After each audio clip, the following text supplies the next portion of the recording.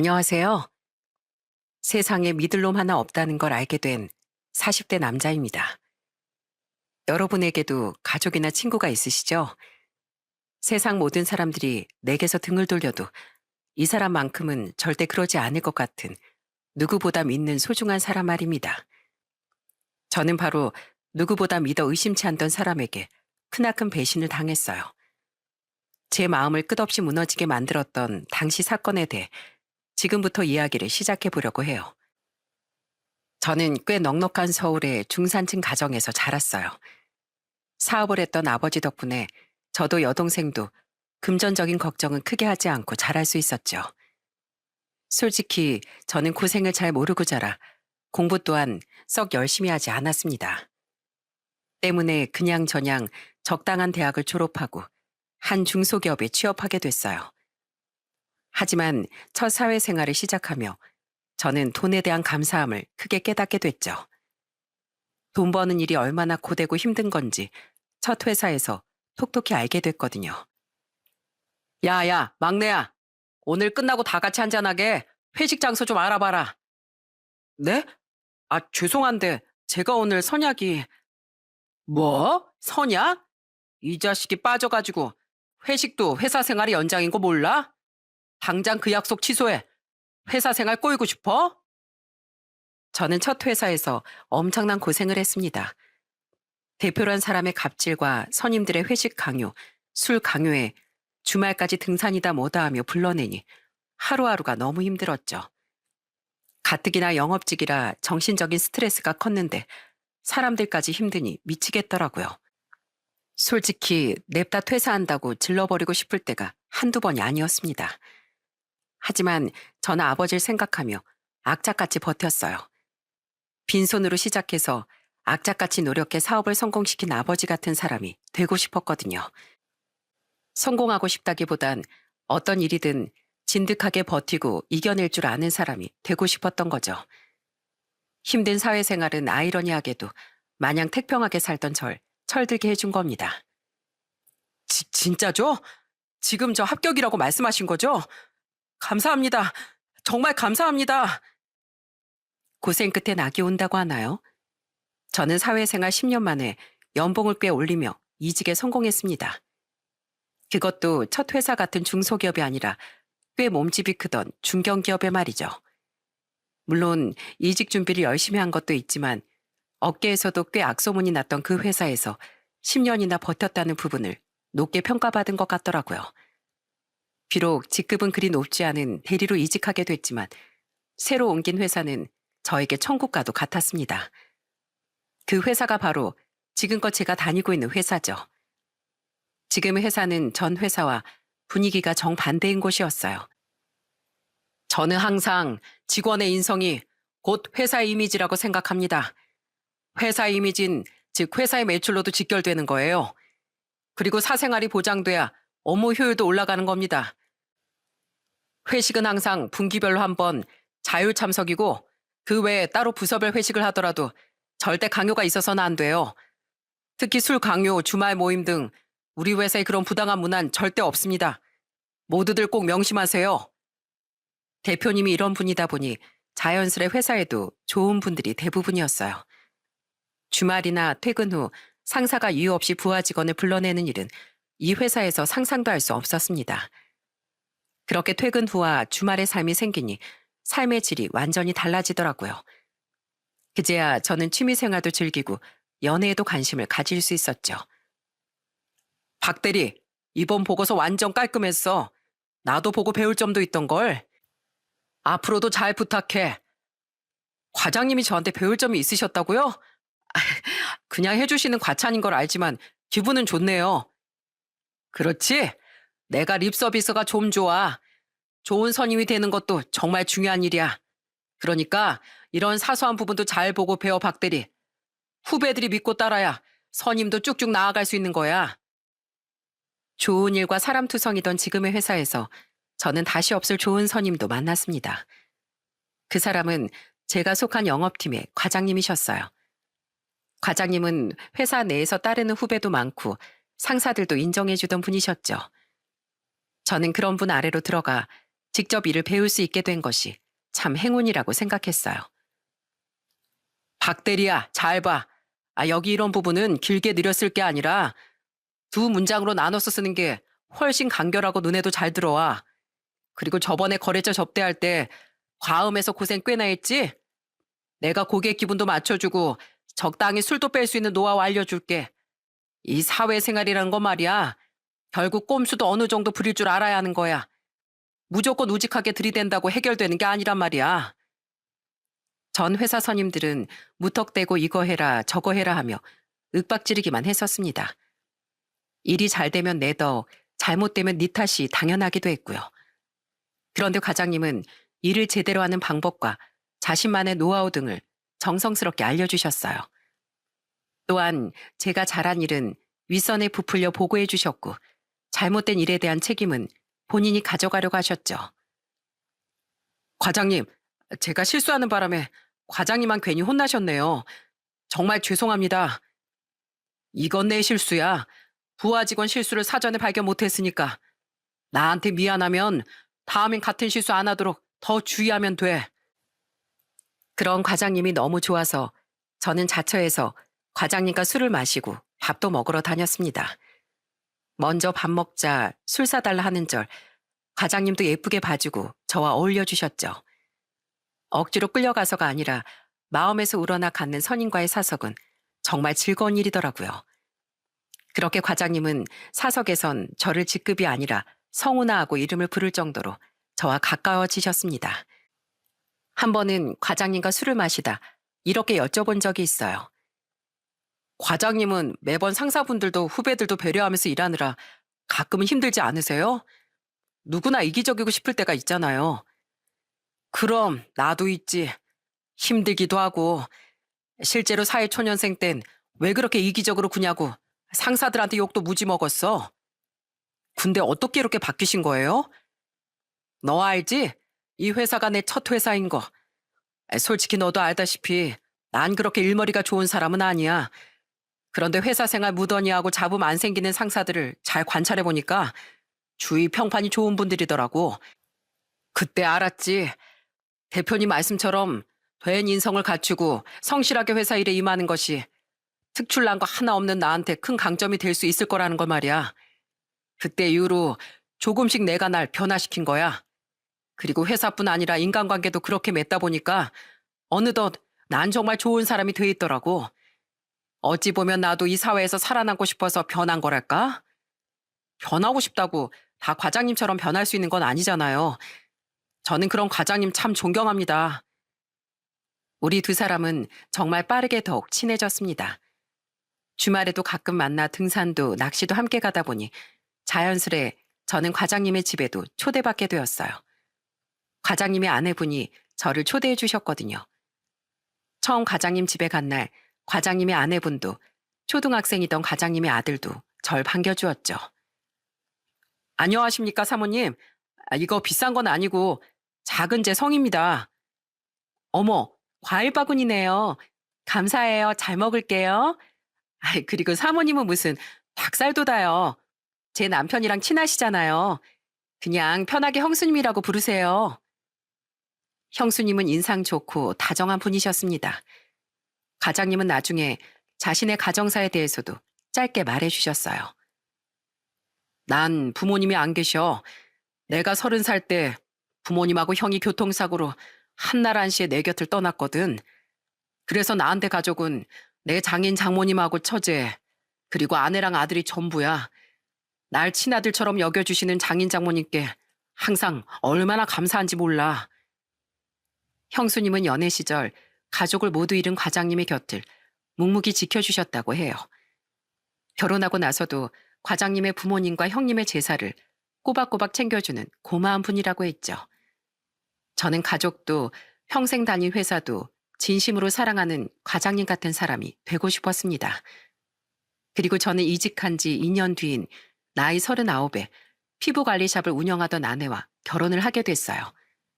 당시 저는 아내와 함께 과장님 부부를 찾아뵙고 청첩장을 드리기도 했죠.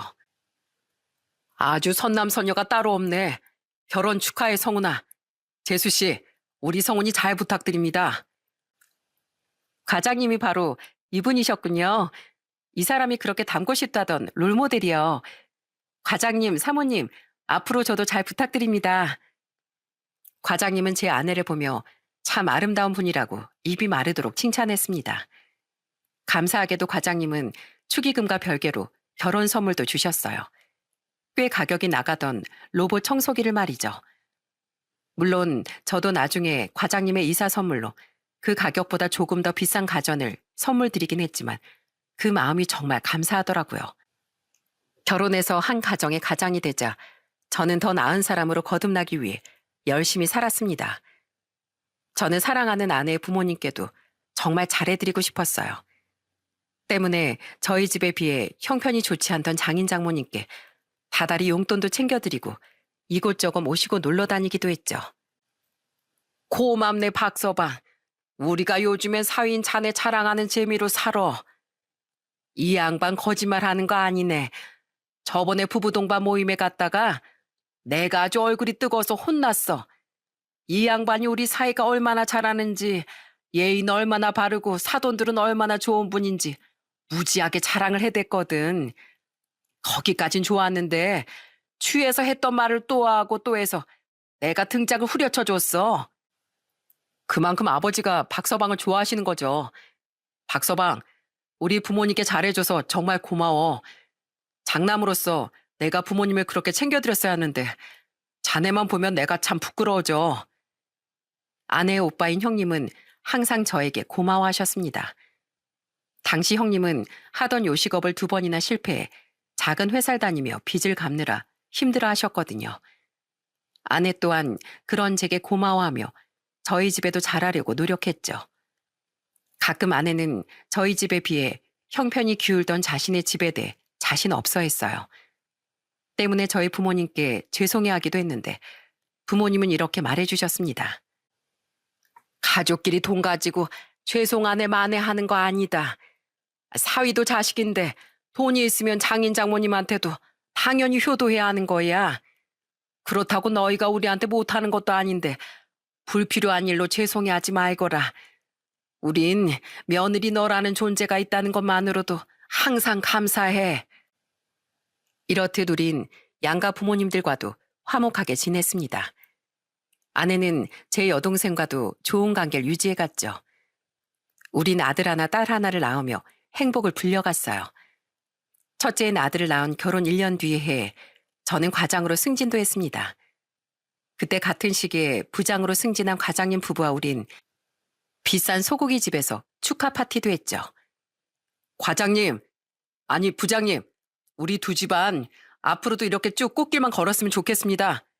그런 의미에서 다들 건배하시죠? 그래, 자자. 우리 두 가족의 영원한 우정을 위하여. 시간이 흐르며 우리 두 집안의 사이는 더 가까워져 갔어요. 우린 2-3달에 한 번씩 양쪽 집을 왔다 갔다 하거나 외식을 하며 친목을 이어갔죠. 어떤 해엔 휴가 계획을 맞춰 국내로, 또 어떤 해엔 해외로 함께 여행을 가기도 했습니다. 신혜야, 슬기 내가 안고 있을게. 너 좀 푹 자. 계속 너희 둘째 안고 있느라 눈 제대로 못 붙였잖아. 그냥 비행하는 것도 피곤한데 이러다 너 내려서 관광은커녕 아무것도 못해. 형수님, 걱정 마세요. 슬긴 제가 안으면 돼요. 아유, 아니에요, 성은 씨. 성은 씨도 여태 칭얼거리는 진현이 달래느라고 진이 다 빠지셨잖아요.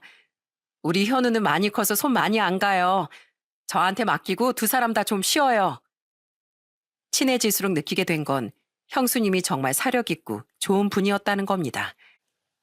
그런 형수님은 부장님의 가장 큰 자랑거리였죠. 부장님의 아들도 그런 형수님을 닮아 참 착해서 한참 어린 저희 애들을 많이 예뻐해 줬어요. 아이고, 아들이 가정교육을 잘 받았는지 아직 어린데도 참 의젓하네. 자식 교육을 참 잘 시키셨나 봅니다. 불편해하지 말고 편하게 있다 가세요. 가족끼리 보내야 할 명절에 저를 이렇게 초대해 주시고 정말 감사합니다, 아버님. 감사는 무슨. 안 그래도 우리 아들 부부한테 하도 이야기를 들어서 꼭 한번 만나보고 싶었어요. 듣던 대로 내외가 참 인상이 좋으시네. 우리 딸 부부도 이번 명절엔 일이 있어서 못 온다니까 저녁에 술도 한잔하고 재미있게 놀다 가세요. 심지어 우린 너무 친한 나머지 어느 해 명절엔 함께 시간을 보내기도 했습니다. 당시 부장님의 장인 장모님이 결혼 후 미국에 나가 살던 부장님의 처제를 만나러 미국에 가셨었거든요. 일정을 함께 맞추지 못해 한국에 남아있던 부장님 부분 안부 인사를 할 겸 저에게 전화를 거셨어요. 저희 가족은 그때 부모님 댁에 있었는데 통화를 듣고 부모님이 부장님 가족을 초대하셨던 거죠. 명절을 쓸쓸히 보내셔야 되겠냐며 말입니다. 아이고 이 사람 참 알고 보니까 완전 윷놀이꾼이네. 꾼이야. 어쩜 이렇게 던지는 족족 윷이나 뭐가 나와요? 저 완전 어릴 때 이후로 윷놀이 정말 처음 해보는 겁니다, 아버님. 이번 기회에 제가 숨겨진 재능을 찾고 말았네요. 여보, 정말 잘한다, 잘해. 그날은 정말 기억에 남을 정도로 재밌던 날이었어요. 아버진 부모님을 일찍 여인 부장님께 떠들썩한 명절을 선물해주고 싶다며 화투판도 버리고 윷놀이판도 버리셨거든요. 그때 그렇게 어린아이처럼 좋아하던 부장님의 얼굴은 정말 처음 보았죠. 게다가 집에 돌아갈 때 저희 부모님은 부장님의 손에 좋은 한우 세트까지 들려보내시더라고요. 아유, 아닙니다, 아버님. 오늘 대접해 주신 식사만 해도 너무 감사했어요. 이건 너무 과합니다. 그냥 받아요. 우리 아들이랑 나이 차이도 3살밖에 안 난다며. 내가 아들 같아서 그래요. 갑자기 초대한 거라 미리 준비해 둔 건 아닌데 명절 지나고 우리 처남 주려고 사놨던 겁니다. 처남 줄 선물은 또 사면 되니까 부담 없이 가져가요. 애기 엄마, 이거 신선한 거니까 오래 보관하지 말고 맛있게 구워 드세요. 오늘 아주 즐거웠어요. 저뿐 아니라 부장님 부부에게도 그날 일은 참 즐거운 기억으로 남았던 모양입니다. 두 분은 그 뒤로도 한 번씩 저희 부모님의 안부를 물었거든요. 그 뒤 한동안 부장님네 세 식구는 여가 시간에 윷놀이를 하기도 했다고 했죠. 그렇게 일도 가정도 더없이 평화롭던 시간이 흘러갔습니다. 저는 당시 지금의 생활이 너무 행복하고 안정적이라고 느꼈어요. 하지만 불행은 사람이 가장 방심하고 있을 때 찾아오는 법이라지 않습니까? 그 말은 정말이더라고요. 제가 결혼한 지 6년째 됐던 해 어느 날, 제 평온한 일상은 산산이 부서지고 말았죠. 아주 생각지도 못한 우연한 만남으로 인해 말입니다. 여보, 지금 가게야? 일하고 있어? 아니, 집이야. 오늘 아침 예약 손님만 있었어서 일찌감치 마감하고 집에 왔어. 당신은? 출장 일은 잘 보고 있어? 오늘은 어제 논의한 내용 바탕으로 서류에 사인만 주고받으면 돼서 나도 벌써 여기 일정은 다 끝났어. 원래 좀 더 길어질 예정이었는데 어제 서류 협의가 잘 돼서 오늘까지 일이 안 길어졌거든. 이제 출발하려고. 아, 생각보다 일찍 오네. 당시 저는 회사 일로 1박 2일 일정의 지방 출장을 갔었습니다. 그런데 일정이 생각보다 빨리 끝나 기분이 좋더라고요. 일찍 집에 가서 그만큼 더 쉴 수 있었으니까요. 저는 아내에게 이제 출발한다는 소식을 알리려 전화를 걸었어요. 아내 또한 저처럼 벌써 가게를 닫고 집에 와 있었다고 했죠. 이 낭구님이 빨리 보고 싶지? 그럼 당연하지. 그럼 당신 집에 와서 저녁 먹을 수 있겠네? 도착하면 몇 시쯤 될 것 같아? 한 7시? 그렇게 일찍은 못 갈 거야. 오래 걸릴 일은 아닌데 서울 가는 도중에 다른 지방에 잠깐 회사 일로 들러야 하거든. 알았어. 천천히 와. 애들도 당신 일찍 오면 엄청 좋아하겠다. 우리 귀염둥이들 빨리 보고 싶다. 근데 집이라고 하지 않았어? 왜 이렇게 시끄러운 것 같지? 아, 내가 일찌감치 저녁밥 재료 준비하면서 TV를 켜놓고 있었거든. 그나저나 우리 남편 출장 다녀오느라 힘들었을 텐데 맛있는 거 해줘야겠다. 불고기에 된장찌개 어때? 당신 좋아하는 스타일로 얼큰하게 끓여서. 너무 좋죠. 아, 그런데 이번 출장 부장님이랑 같이 다녀오는 거라고 했나? 그런 거면 서울 올 때 집으로 같이 모시고 와. 저녁 대접해드리게. 아니야. 부장님은 개인적인 일이 있다고 어제 오늘 휴가 내셨어. 해외에서 친한 친구가 오셨다나? 아, 그래? 알겠어, 그럼. 이따가 집에서 봐. 저는 즐거운 마음으로 아내와의 통화를 마쳤습니다. 얼른 일을 다 끝내고 집에 가서 아내가 해준 집밥을 먹을 생각에 콧노래가 나왔죠. 그런데 한창 차를 달리던 와중 잠시 졸음쉼터에 차를 세우고 확인해 보니 회사에서 연락이 와 있더군요. 제가 잠시 들러야 했던 다른 거래처와 일정 문제가 생겨 그날은 그곳에 들를 필요가 없어졌다고 말입니다. 일찍 집에 가서 쉬라고 하늘이 돕는구나. 그 연락을 본 저는 한층 가벼운 마음으로 다시 서울을 향해 차를 달렸습니다. 얼른 서울로 가서 어린이집에 있을 아이들도 직접 픽업해 집에 가서 아내를 놀래켜줄 생각에 신이 났죠.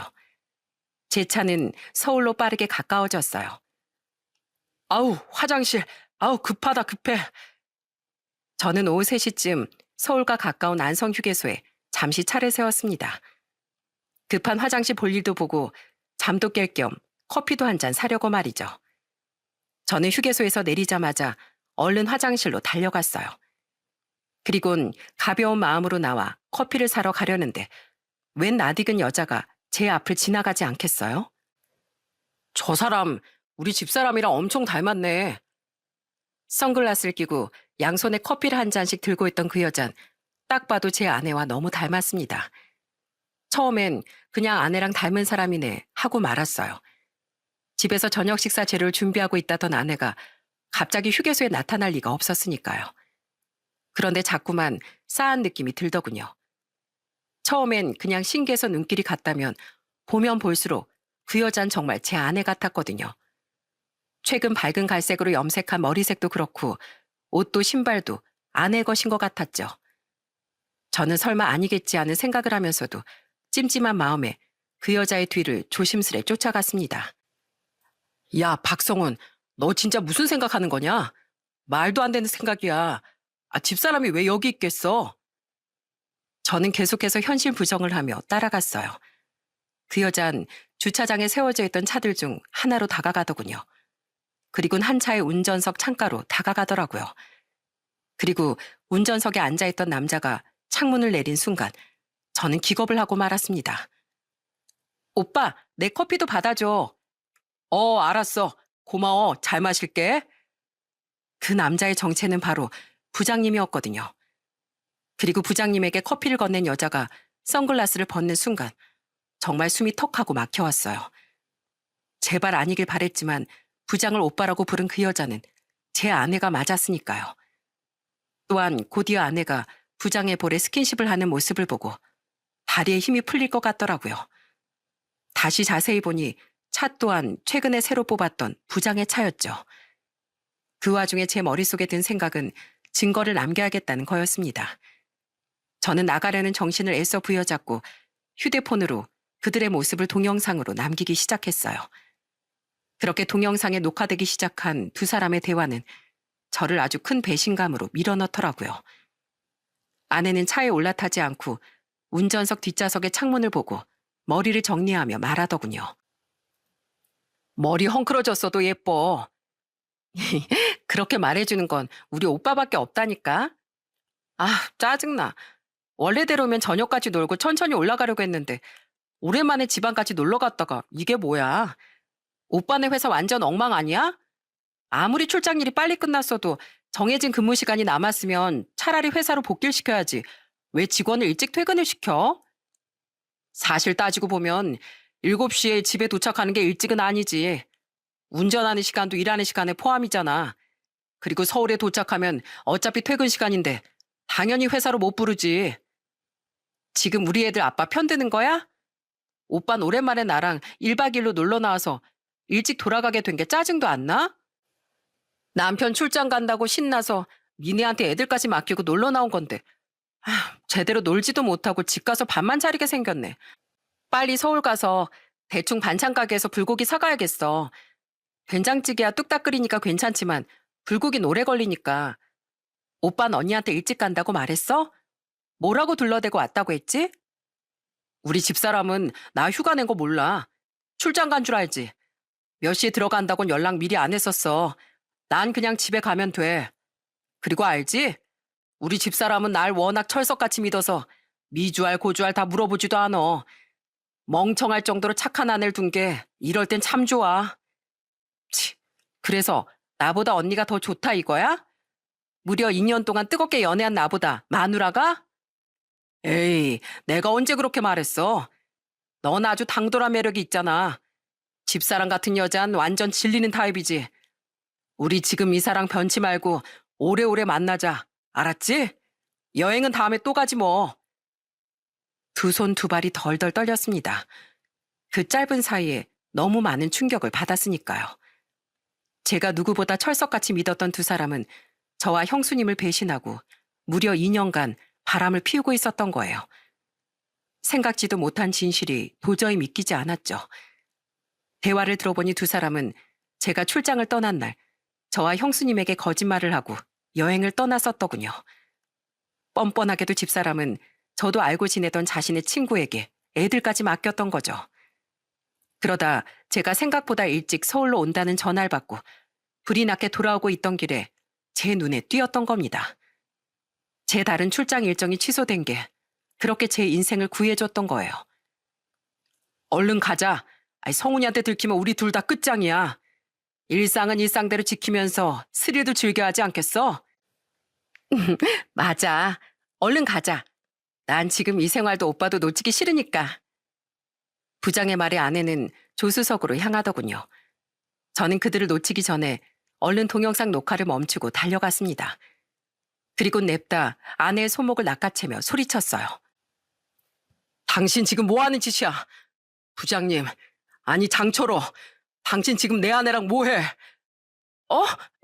여보, 당신이 왜 여기에... 성훈아, 이건 오해야. 이건 다 사정이 있어서. 그런 저를 보고 부장과 아내는 둘 다 기겁을 하더군요. 부장은 놀란 나머지 후다닥 차에서 내리기까지 했죠. 우선 그들은 무슨 핑계라도 대려던 모양인데 저는 즉시 그들의 말을 차단해버렸습니다. 사정?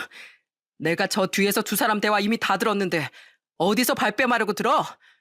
둘이 나랑 형수님을 기망하면서 2년이나 만났다는 거 다 들었는데 이미 증거도 다 찍어놨어.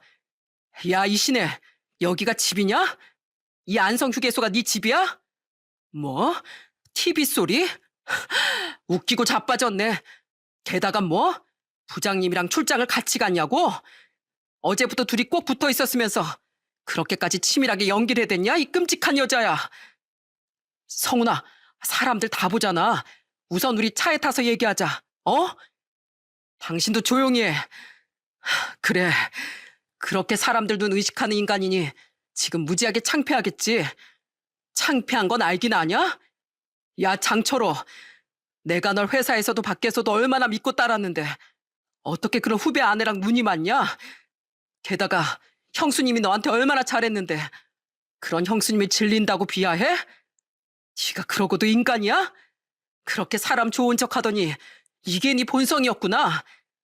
내가 니들 두 연놈 절대 가만히 안 놔둬. 알았어? 여보, 이거 다 오해야. 무슨 오해?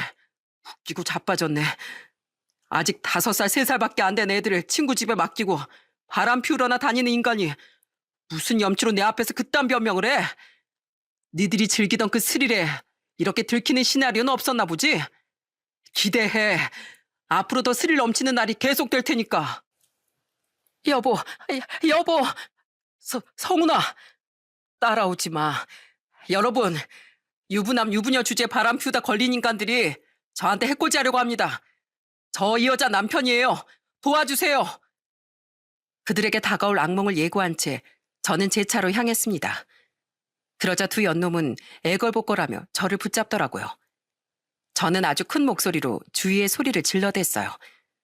사람들의 시선이 점점 더 몰리자 그제야 두 연놈은 저를 놓더라고요. 저는 또 붙잡히기 전에 냅다 달려 차를 몰고 서울의 집으로 향했죠. 그리곤 집에 도착하자마자 큰 가방에 아내의 화장품이며 옷을 마구 쑤셔 넣기 시작했습니다. 아내의 물건이 저희 부모님이 마련해 주신 그 집에 있다는 사실만으로도 너무 역겨웠거든요. 그 뒤 한 일은 바로 부장의 아내인 형수님에게 동영상을 보낸 뒤 전화로 모든 진실을 폭로하는 일이었어요. 동영상을 보고 제 이야기까지 모두 들은 형수님은 경악한 나머지 차마 말을 잇지도 못하더군요. 어떻게 그 인간이 저한테 어떻게... 내가 우리 부모님이 자기한테 어떻게 했는데요. 저도 같은 마음이에요, 형수님. 제가 집사람이랑 장인 장모님한테 얼마나 잘했는데요. 저희 부모님은 또 얼마나 집사람한테 잘해주셨는데요. 아니, 설사 그렇지 않다고 해도 이건 아닌 거잖아요. 형수님, 전 당장 집사람이랑 이혼할 겁니다. 무려 2년이나, 그것도 제 회사 상사랑 붙어먹은 그 여자, 전 절대 용서 못해요. 그리고 잔인한 진실일지언정 형수님도 꼭 알아주셔야 할 것 같아서 이렇게 곧장 연락드린 거예요. 아무것도 모르고 바보같이 당하시면 안 되니까요. 고마워요, 성훈 씨. 성훈 씨도 상처 많이 받았을 텐데 우리 지금 이 상황 어떻게든 잘 견뎌봐요. 제가 연락한 사람은 형수님이 끝이 아니었어요. 다음으로 전 장인 장모님과 형님에게 동영상을 전송하고 모든 진실을 폭로했습니다. 제 장문의 문자를 본 장인어른은 기겁을 하며 전화를 거셨죠. 박서방, 이게 대체 무슨 일인가? 저 영상 속의 여자가 진짜로 내 딸이라고? 그 남잔 자네 상사고? 네, 저 그 영상뿐 아니라 직접 그 두 사람을 추궁한 음성 녹음 파일도 다 가지고 있어요. 전 집사람 집에 오면 당장 쫓아낼 거니까 두 분은 집사람 좀 저희 집에서 데리고 가주세요. 안 나간다고 그 사람이 때를 쓸지도 모르는데 별로 제 힘 들여서 고생하고 싶지 않거든요. 그리고 저한테 험한 꼴 당하는 것보단 두 분 손으로 끌고 가시는 게 낫잖아요. 갑자기 이런 불쾌한 소식 알려드려서 죄송합니다. 하지만 제 배신감이 너무 크고 이미 벌어진 일 이렇게밖에 마무리 지을 수밖에 없네요. 제가 장인어른과 통화한 지 20분 뒤 아내는 주춤거리며 집으로 들어오더군요. 그놈과 여태 뭘 하다 왔는지 모르겠지만 알고 싶지도 않았어요. 둘이 뭘 하다 왔다고 한들 변하는 사실은 없었으니까요. 아내는 집에 들어오자마자 현관 앞에 팽개쳐 있던 짐가방을 발견하더군요. 그리곤 그 안의 내용물이 자신의 짐인 걸 알자 냅다 무릎을 꿇고 싹싹 빌기 시작하더군요. 여보, 내가 잘못했어. 이미 당신이 다 들었다니까 나 더는 변명하지 않을게. 근데 사람이 어떻게 평생을 같은 마음으로 살 수 있겠어. 그냥 워낙 잘해주고 내가 좋다고 하니까 나도 모르게 마음이 흔들렸던 거야.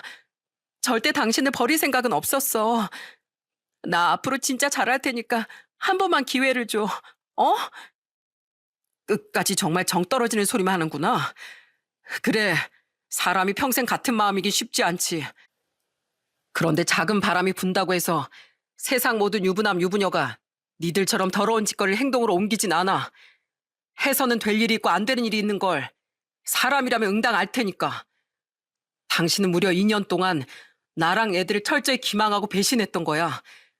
애들까지 신나게 팽개치고 남자 만나러 다닌 당신한테 두 번째 기회는 없어. 그러니까 이거 가지고 당장 나가. 그 사랑에 맞지 않는 네 오빠인지 뭔지랑 가서 살아. 이 더러운 여자야. 여보, 내가 당신하고 애들 두고 어딜 가?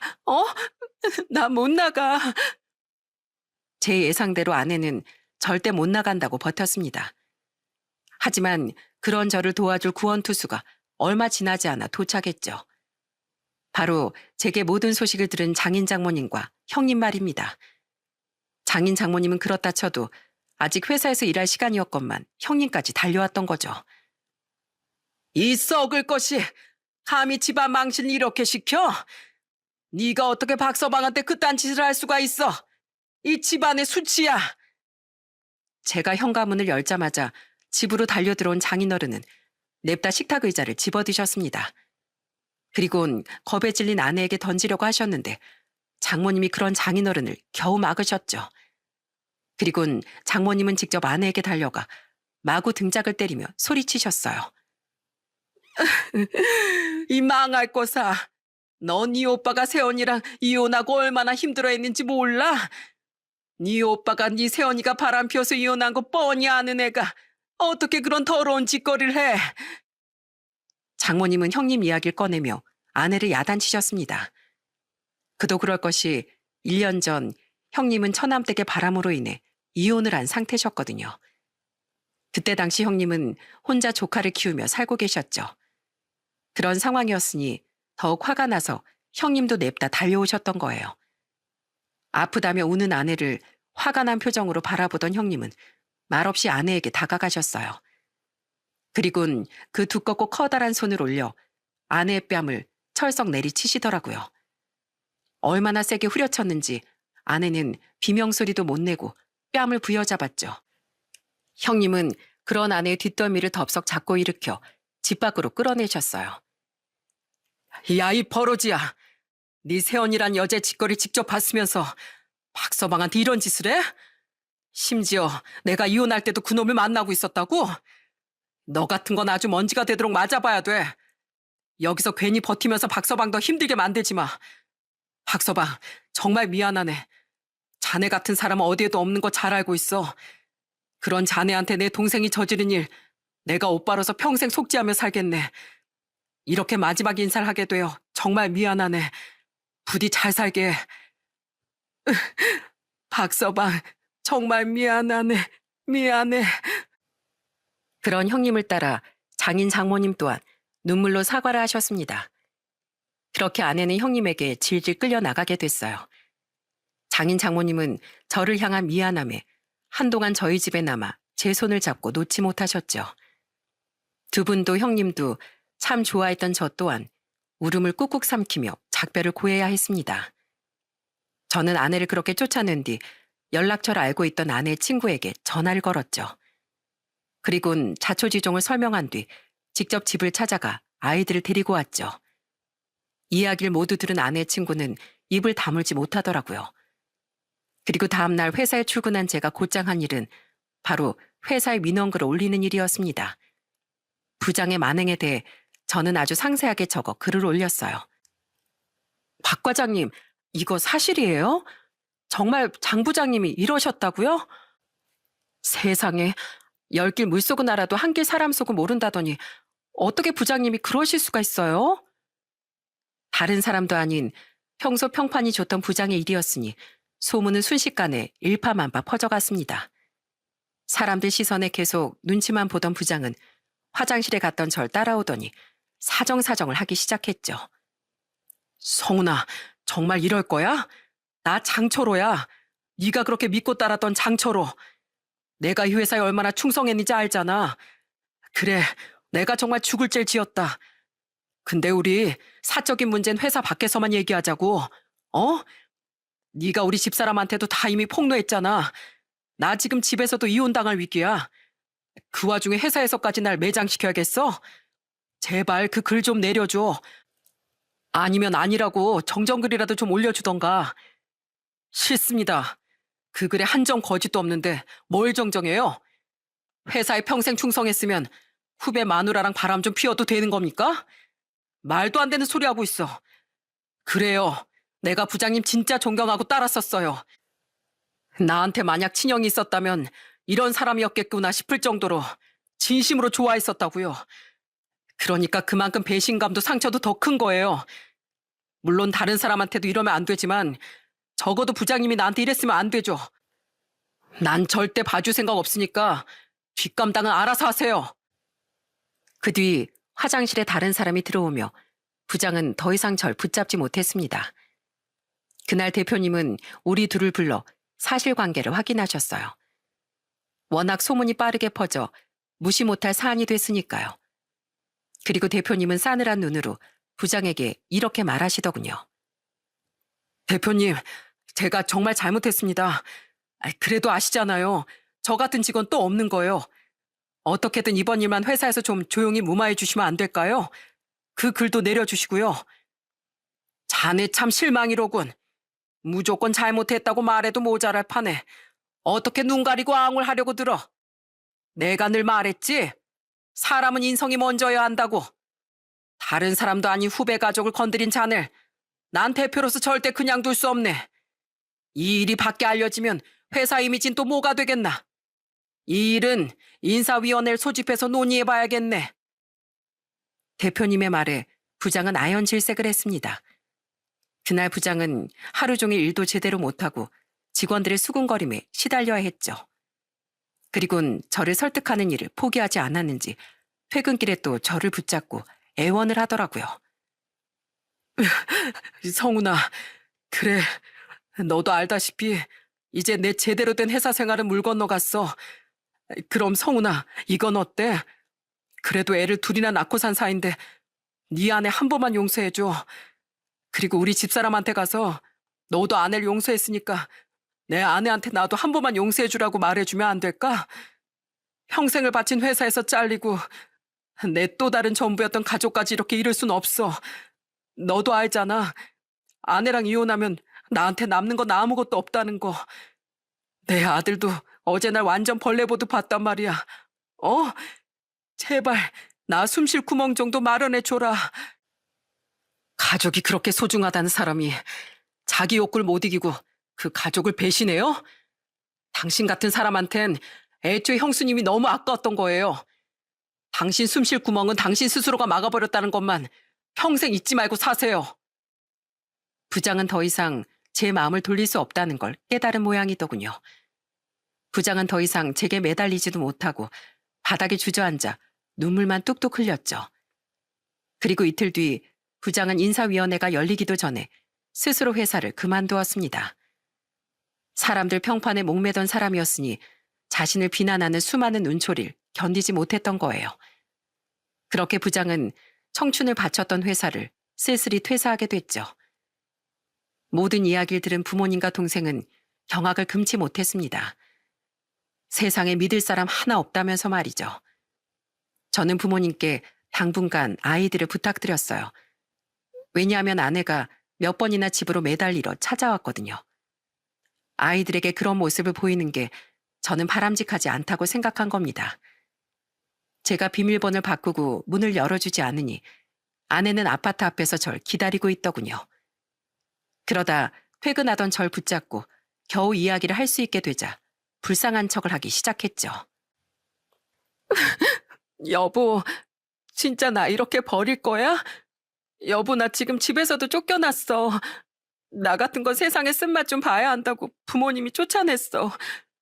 지금 가게에서 대충 먹고 자고 하고 있는데 진짜 사람 사는 것 같지가 않아. 친구들 집에서도 좀 신세를 지려고 했는데 당신이 미네한테 이미 내 얘기 다 했었다며. 그래서 친구들 사이에도 이미 소문 쫙 났어. 나랑 다들 인연 끊겠대. 어디 그뿐이게? 당신 알지?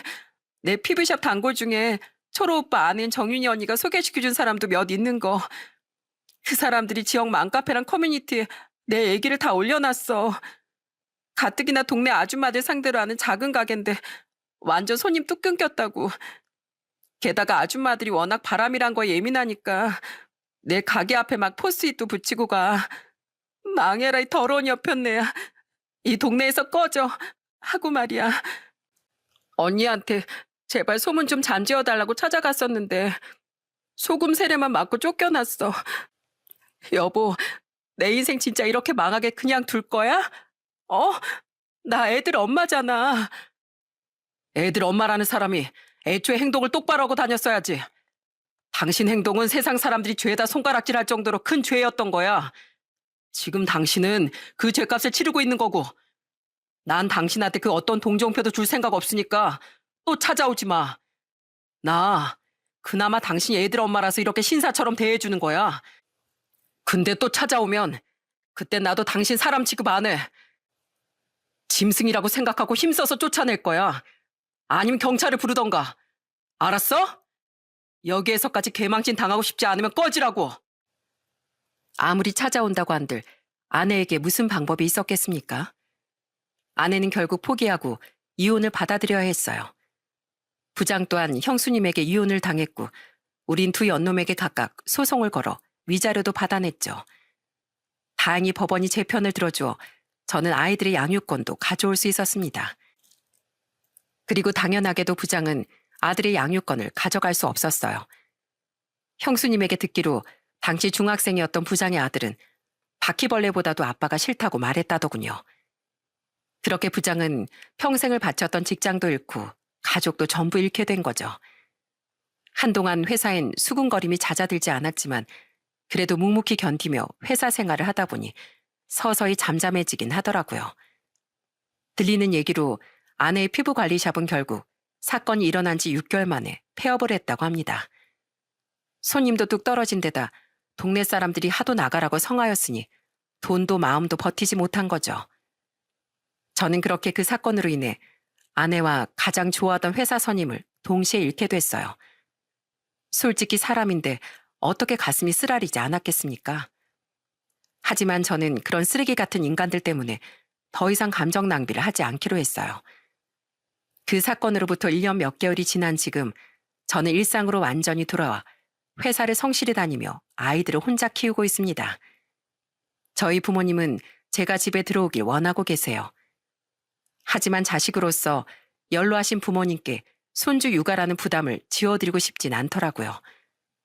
때문에 앞으로도 피치 못할 사정이 생기기 전까진 혼자 애들 어린이집도 보내고 집안일도 열심히 하며 최선을 다해 아이들을 키우는 싱글 대디로 살아가려고 합니다.